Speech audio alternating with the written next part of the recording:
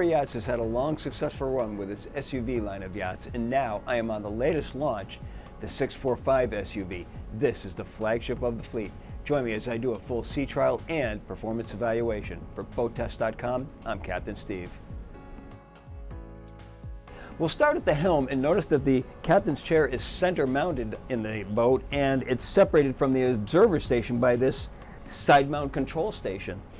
It has the Humphrey interceptor controls, then the engine controls, the autopilot control station, and the controls for the forward screens right alongside that. And all of these are comfortably in a position where they can be operated from the seated position. I really like that.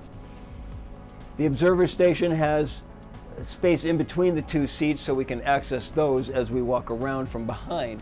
A little bit interesting that we can't get to those screens on the far side from this position, but that brings the two observer stations into play because they become an active participant in operating the boat, so I really like that. Comfort meets luxury on these seats. Leather, ultra leather, and suede. Adjustable fore and aft, up and down, and recline for the captain. The others get up and down and fore and aft. They also have individual flip-up bolsters and flip-down armrests. There's a flip-down footrest only for the captain's seat and then additional footrest forward. I'd like to see the flip-down footrest for the observer seats as well. Now let's move to the helm console. 3 22-inch screens, that's optional. Standard would be 17-inch. The lower panel, the twin engine displays, compass, a little bit hidden out of sight, but that's okay because we're probably going to be using the screens to plot our courses with anyway. Steering wheel is mounted to a tilt base. C-zone control. We talked about the controls on the panel over next to the helm seat. I like that there are climate control vents to both sides of the console. We also have the seatkeeper control station over here. And there's a Fusion stereo way over to the side, more for the observers to handle. Electrical switches are right underneath the steering wheel. And of course we have the searchlight controls right alongside the steering wheel. We have the joystick, which has also got the control for the optional stern thruster, and this has also got the optional position keeping. Now the positioning of that joystick is such that I can stand next to the helm, have my eye out the back as I'm backing into a slip, and bring us right in. This also gives me quick access to the side door and the side decks, or right out the back door where I can get to the stern stations. Standard is 1 station, optional is 2. This hatch gives us access to the back side of the engine room and the lazarette storage. 13-inch cleats mounted to the quarters, and look at this chafing gear. 50-amp shore cords are concealed underneath the bulwarks to both port and starboard. We can make our way to the bow from either the port or starboard side. Starts with a 9-inch step at the cockpit. Come forward, another 9-inch step, and another. Right here in the side deck, diesel fuel with gauges right alongside showing the digital level for both diesel and water. I like that they show the levels. Bulwarks at this level come up 17 inches, rails tap out at 36. Right at midship, we have another 9-inch step. Continuing on forward, got a cleat aft and then another midship cleat, 13 inches. Fully forward, a Muir windlass handling 80 meters of all-chain road. There's a chain stopper leading out to stainless steel swivel holding the Ultra anchor, 60 kilograms or 132 pounds. That goes out to the anchor roller just below the pulpit. Road access is to the starboard side. To the port side, we've got a bin with the salt and freshwater washdown and the remote control for the windlass. Notice how this whole area is dammed and recessed and cut off from this aft area so that when we're hosing off this whole space, it won't get onto this bow area. It's a 3-piece windshield. The 2 side ones are 49 by 49. The center is 49 by 52.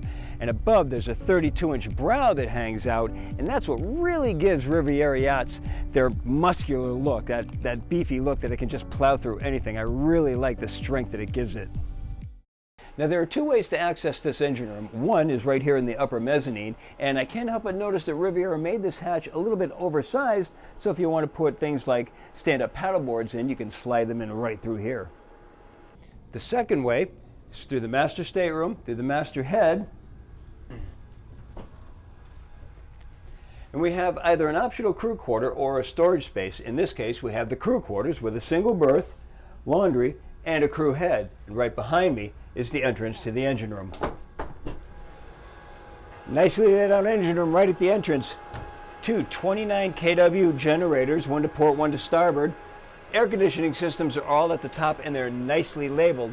Salon, master cabin, port cabin, everything in this engine room is nicely labeled. Of course, the highlights being the dual MAN V12 1550 horsepower engines. Standard engines are 1300 horsepower. Right up above, here's the entrance to the upper mezzanine area that we were at just a moment ago. Looking behind you, we can see the optional Seakeeper gyro stabilizer. To both sides of that is the water maker system. The Riviera 645 SUV has a length overall of 69 feet 8 inches, a beam of 19 feet 1 inch, and a draft of 5 feet 4 inches. With an empty weight of 88,119 pounds, 50% fuel, and 4 people on board, we had an estimated test weight of 94,852 pounds. With the twin 1,550 horsepower MAN V12 engines run up to 2380 RPM, our speed topped out at 35.3 knots. There's a nearly perfect power-to-weight ratio with this yacht, so once we back off on the throttles, she'll maintain 0.3 nautical miles per gallon until she falls off plane. So with that said, there's no real best cruise per se. But if we run her at the recommended 80% load at 2190 RPM, she'll cruise at an average 31.3 knots.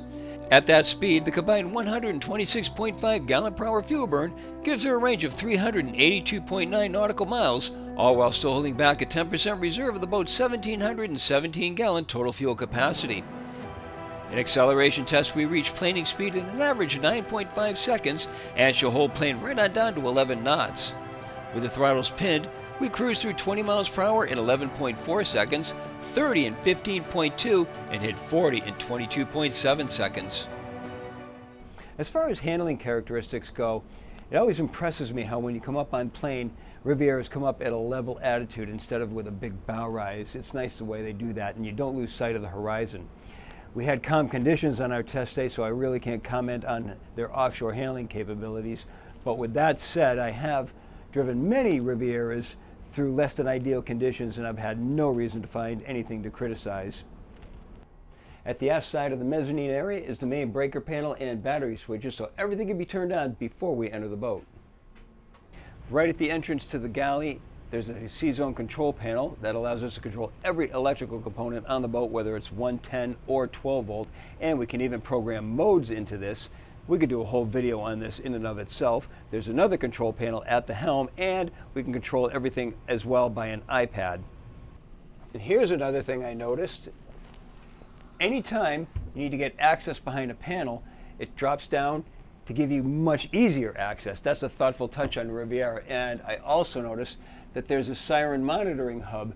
Not only do you get the uncompromising support of the Riviera team, you also get 2 years of siren monitoring for your boat. So you'll get to see the siren monitoring of your bilge pumps, your electrical system, your shore power, and access to that on your iPad or your smartphone for up to 2 years. So that is just another way that Riviera gives you peace of mind, and that is my full sea trial and performance evaluation of the 645 SUV from Riviera. For BoatTEST.com, I'm Captain Steve. We'll see you on the water.